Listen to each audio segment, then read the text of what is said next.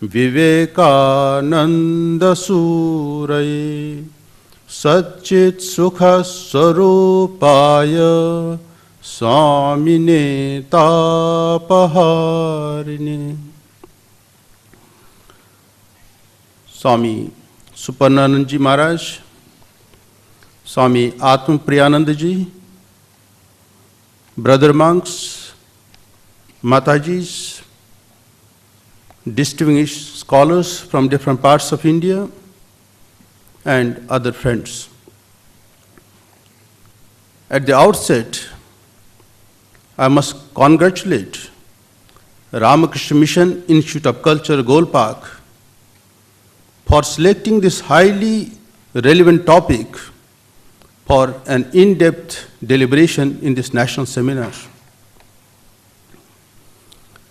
The apt quotation of Swami Vivekananda, which reveals his vision of the future society, is that society is the greatest where the highest truth becomes practical. And truth does not pay homage to society. Ancient or modern, society pays homage to truth or it perishes. Swamiji, who wanted the future society to be the greatest, would naturally like the highest truth to become practical. Further, he places truth above society. The expression highest truth implies that there could be close approximations to that highest truth from the relative point of view, just as one can have different photographs of the same sun as we go nearer and nearer to it, or of the same building from different angles. So Swamiji says, man does not go from error to truth, but from lower truth to higher truth. Truth can be stated in 1,000 different ways, yet each one can be true. Secondly, there is no point in simply theorizing about the highest truth and not putting it to practice. Truth must be made practical in the daily life of men and women all over the world. So he says, if the fisherman thinks that he is the spirit, he will be a better fisherman. If the student thinks he is the spirit, he will be a better student. If the lawyer thinks that he is the spirit, he will be a better lawyer, and so on. And the result will be that the caste will remain forever. It is in the nature of society to form itself into various groups, and what will go will be these privileges. Caste is a natural order. I can perform one duty in social life and you another. You can govern a country and I can mend a pair of shoes. But that is no reason why you are greater than I. For can you mend my shoes? Can I govern the country? I am clever in mending shoes. You are clever in reading Vedas. But that is no reason why you should trample on my head. Why, if one commits murder, should he be praised? And if another steals an apple, why should he be hanged? This will have to go. Vedanta speaks volumes about this highest truth, being Brahman, and presents the equation Brahman is equal to Atman in the ultimate analysis. We have Dvaita, Vishishta Dvaita, and Advaita as the three stages of Vedanta. All religions are merely expressions of these three as applied to various ethnic groups. Swamiji, in a letter to Miss Mary Hale, wrote, I never taught such foolish things as all is God. All is not, God alone is. Brahman and his power are non-different. The snake, whether still or wriggling, is the same snake. The fire is not different. from its power to burn. Thus it appears that the future society will be the one in which we will recognize ourselves as the children of the divine, destined to worship God in his manifold forms. There is no ism in this. It is free from the secondary details, doctrines, dogmas, rituals, books, temples, or forms.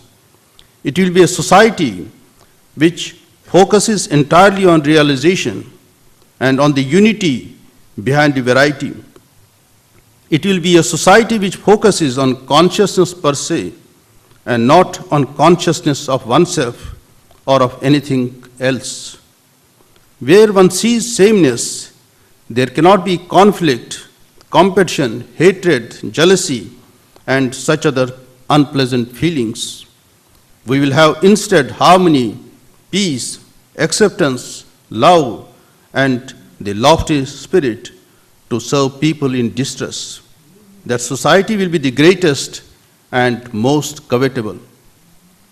As stated by Swami Vivekananda in the paper on Hinduism, if there is ever to be a universal religion, it must be the one which will have no location in place or time, which will be infinite like the God it will preach, and whose sun will shine upon the followers of Krishna and of Christ, on saints and sinners alike, which will not be Brahminic or Buddhistic, Christian or Mohammedan, but the sum total of all these, and still will have infinite space for development, which in its Catholicity will embrace in its infinite arms and find a place for every human being, from the lowest grovelling savage, not far removed from the brute, to the highest man towering by the virtues of his head and heart, almost above humanity, making society stand in awe of him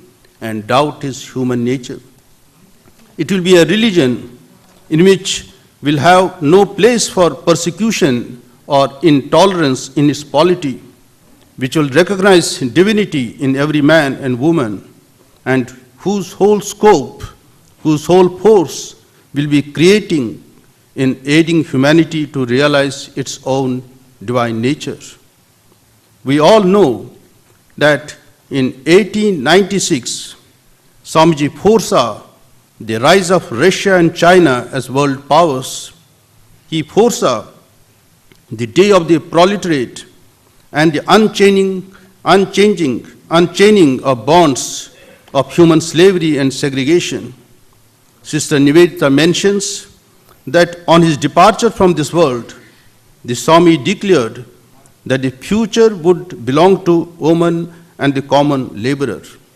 In another place he says, a time will come when there will be the rising of the Shudra class with their Shudrahood. That is to say, not they will be elevated to higher classes, but they will gain absolute supremacy in every society. Swami Vivekananda also foresaw how technology would one day undermine itself and will leave us enslaved to modern gadgets. We see how we are getting addicted to computers, iPods, and mobile phones. They have taken away our values, peace of mind, free time, family bonds, recreation, and exercise. Despite all the scientific advancements and technical power, we do not see corresponding decrease in mental and emotional distress. This is witnessed by us with ever-growing despair in the widespread violence, crime, bribery, corruption, indiscipline, and social atrocities. Happiness is never in the machine, it is always in the human mind. What Swamiji wanted most from the future was the harmonious blending of the spiritual values of the East with social freedom of the West. It is important that our education brings out the spiritual possibilities in every one of us. Only such an education can affect human development. Swamiji's vision of a future society will become a reality when we will have man-making and nation-building education. On going to America and seeing the contrast in the lifestyle of their people and ordinary Indians, it was too much for him to bear, and what he said is now famous. I do not believe in a God or religion which cannot wipe the widow's tears or bring a piece of bread to the orphan's mouth. If we have to achieve an ideal society, we have to improve the condition of the poor by giving them true education. We have to give them back their lost individuality without making them lose their innate spiritual nature, and they will decide their own future. Wisdom, knowledge, wealth, strength, and prowess are not for diffusion, are meant for diffusion. Accumulation of power is as necessary as its diffusion. The accumulation of blood in the heart is an indispensable condition for life. Its non-circulation throughout the body means death. If the diffusion of wealth, knowledge, etc. be withheld, the destruction of that society is without doubt near at hand. Swamiji infused a spirit of philanthropy into Rockefeller and so many other people. Today, Bill Gates, Azim Premji, and others, for example, spend much of their wealth on welfare projects around the globe. This will be the attitude of thinking CEOs in the future society envisaged by Swamiji. Greatness lies not in the accumulation of wealth, but in sharing it with others, putting money to good use. According to Swamiji, elimination of privilege is a great work before the whole world. If there is inequality in nature, still equal opportunities must be accorded to all. If we have to give more to some and less to some, then the weaker should be given more chance than the strong. A Brahmin is not so much in need of education as Chandala. If the son of a Brahmin needs one teacher, that of a Chandala needs 10. More help should be given to them whom nature has denied from birth. This is the way we can achieve sameness without destroying variety.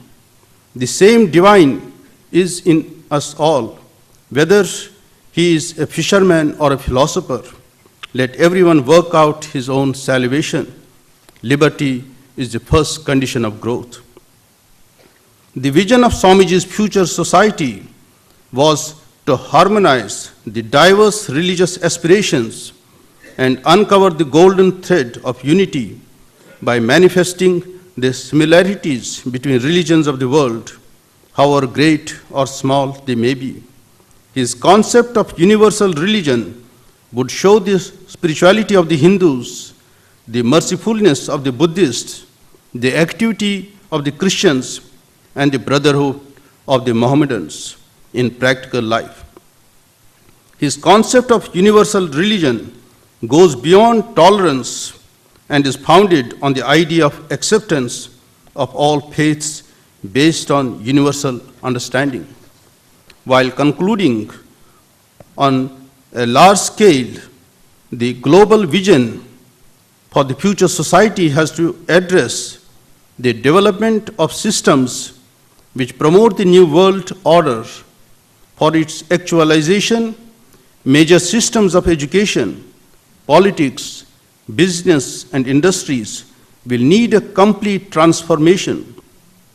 The unhindered consumption of resources by the few, the environmental pollution, the exploitation of human beings, the alienation of human societies will be addressed by a vision having systems promoting human beings to strive for excellence, cooperation, and unfolding of divinity. We have to sacrifice our self-interest for the sake of the society. It can be done when we follow the motto, for one's own realization and for the good of the world. Swamiji had envisioned a society with a new type of human mind in whom knowledge, action, devotion, and concentration were harmoniously blended. Thus, Swamiji's mission was both national and international. He was endowed with a prophet's vision and delivered his message to the whole world. His message was not for the hour, but for the age, not for Indian society alone, but for the world society. May Swamiji's vision of a future society become a reality soon. Thank you.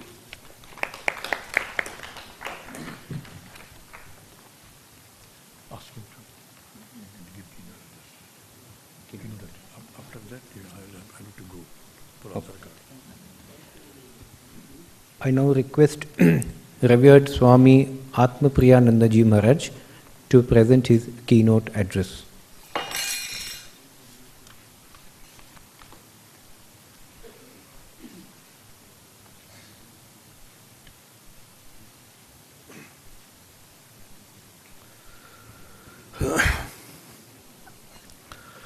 Om yo brahmanam vidadhati purvam yo vai vedanscha prahinoti tasmai tam hadevam atma buddhi prakasham mumukshur vai sharanamaham prapadye nishkalam nishkriyam shantam niravadyam niranjanam amritasya param setum dagadhendhanamivanalam Om asato ma sadgamaya tamaso ma jyotirgamaya mrityor ma amritam gamaya aviravir mayedhi rudrayatte dakshinam mukham tena mam pahi nityam Om shanti shanti shanti Om shakti samudra samuthatarangam Darshita prema vijrumbhitarangam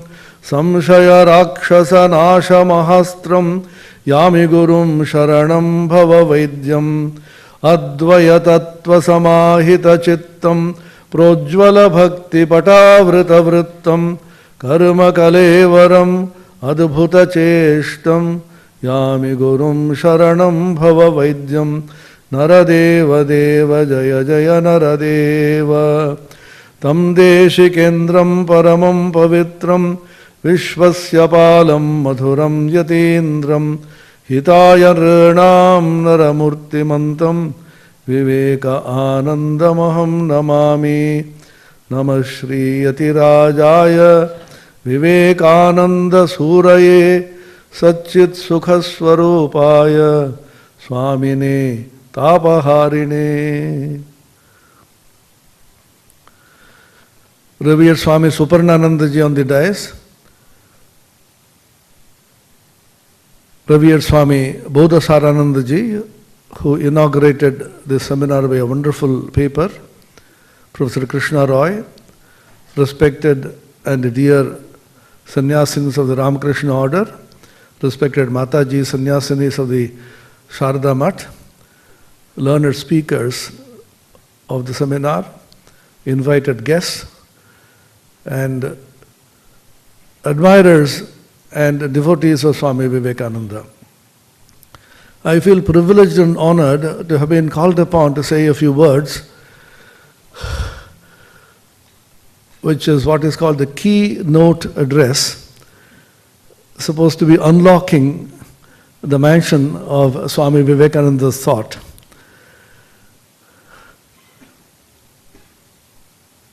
As was said, the discussion is on Swami Vivekananda's vision of a future society. What was Vivekananda's idea of how the future will mold itself when the society will form? Swami Vivekananda spoke in several voices on this. One very interesting paradigm which he gave was the dog's tail parable, the Kukurel Laj in Bengali, by which he wanted to say that don't imagine that milk and honey is going to flow tomorrow, and the whole society will be built upon extraordinarily great principles.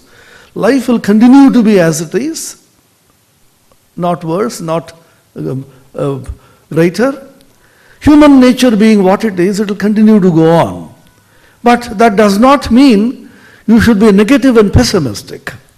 Swamiji called himself an inveterate optimist.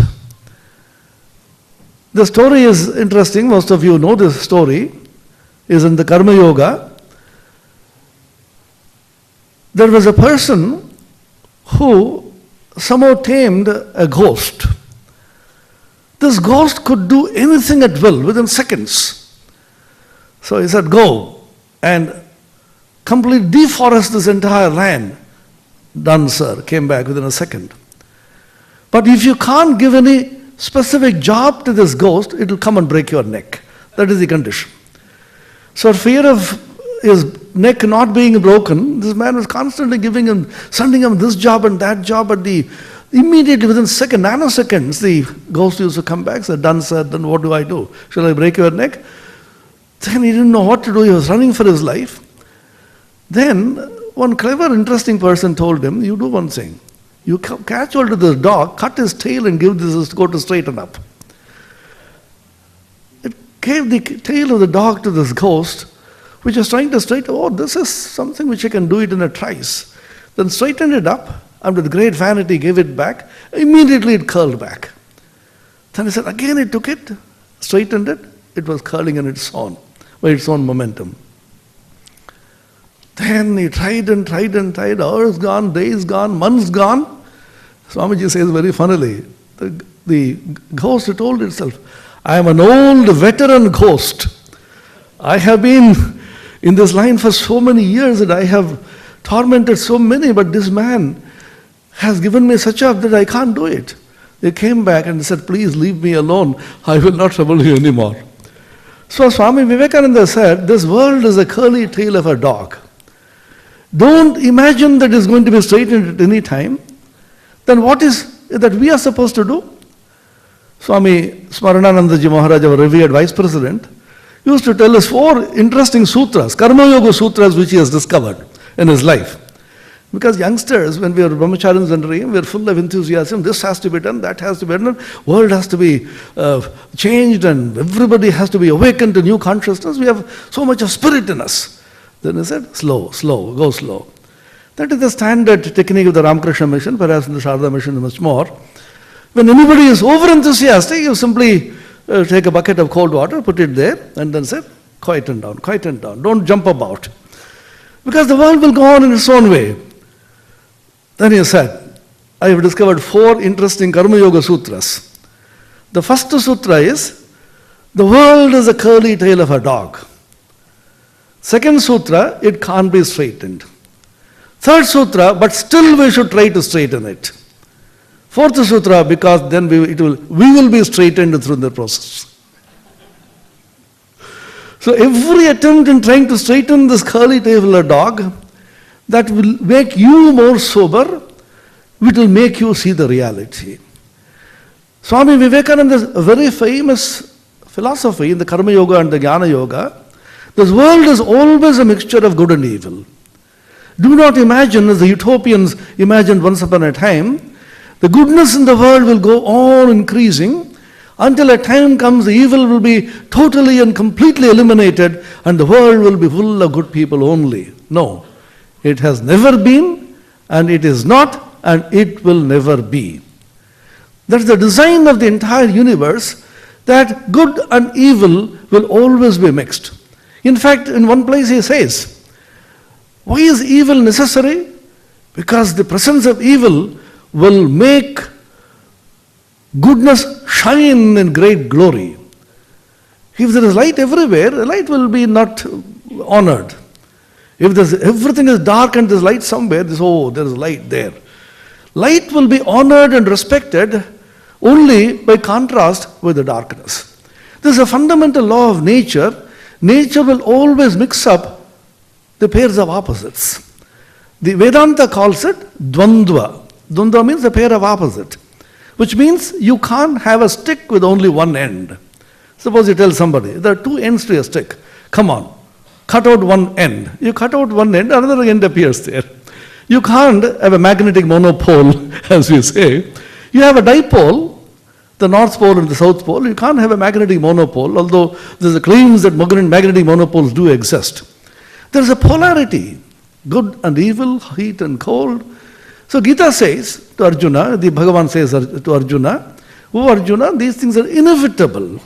And all that you need to do is titikshasva, you bear with them, and philosophically know that this is what world is like. Now, you can't solve the problem of the world at a particular stage unless you go beyond the stage at which the problem was initially created. This is a very famous law in science as well as in philosophy. If you want to solve a problem at a particular point, you can't solve it at the point at which the problem was initially created. You go to a higher stage of consciousness, higher stage of your being, by which the problem gets automatically solved. How is it solved? It is not the problem is solved, the problem is dissolved. Solution of a problem and a dissolution of a problem are two different things. I'll give a simple example, which I myself experienced. I used to go to Bombay for Durga Puja every time, and the Swami there used to say, bring Chandmala Niyasho. The Chandmala is very famous in Calcutta. Good qualities were not available at that time. So I carried a rather expensive Chandmala, and someone is coming down from the train, I totally forgot about it. In Dadar, I stopped for a couple of minutes, I was in a hurry to get down, Chandmala gone. So I was feeling very uneasy and upset about it, but the Swami said, don't worry, we can purchase another, but I was feeling very guilty. I should not have done this, I should not have forgotten, and so it was working in my mind.